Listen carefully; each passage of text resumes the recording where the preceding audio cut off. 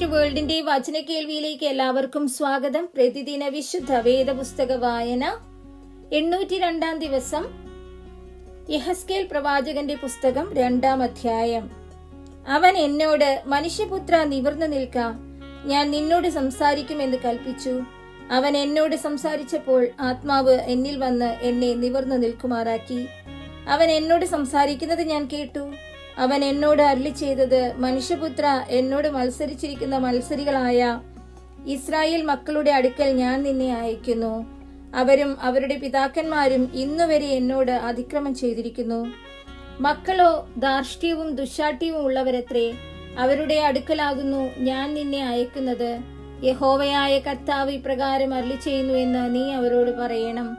കേട്ടാലും കേൾക്കാഞ്ഞാലും അവർ മത്സരഗൃഹമല്ലോ. തങ്ങളുടെ ഇടയിൽ ഒരു പ്രവാചകൻ ഉണ്ടായിരുന്നു എന്ന് അവർ അറിയണം. നീയോ മനുഷ്യപുത്ര, അവരെ പേടിക്കരുത്. പറക്കാരെയും മുള്ളും നിന്റെ അരികെ ഉണ്ടായിരുന്നാലും തേളുകളുടെ ഇടയിൽ നീ പാർത്താലും അവരുടെ വാക്കു പേടിക്കരുത്. അവർ മത്സരഗൃഹമല്ലോ, നീ അവരുടെ വാക്കു പേടിക്കരുത്. അവരുടെ നോട്ടം കണ്ട് ഭ്രമിക്കുകയും അരുത്.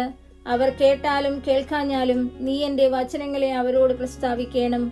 അവർ മഹാമത്സരികളല്ലോ. നീയോ മനുഷ്യപുത്ര, ഞാൻ നിന്നോട് സംസാരിക്കുന്നത് കേൾക്ക. നീ ആ മത്സരഗൃഹം പോലെ മത്സരക്കാരനായിരിക്കരുത്. ഞാൻ നിനക്ക് തരുന്നത് നീ വായി തുറന്ന് തിന്നുക.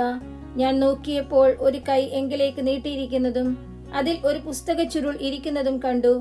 അവൻ അതിനെ എന്റെ മുൻപിൽ വിടർത്തി. അതിൽ അകത്തും പുറത്തും എഴുത്തുണ്ടായിരുന്നു. വിലാപങ്ങളും സങ്കടവും കഷ്ടവും അതിൽ എഴുതിയിരുന്നു.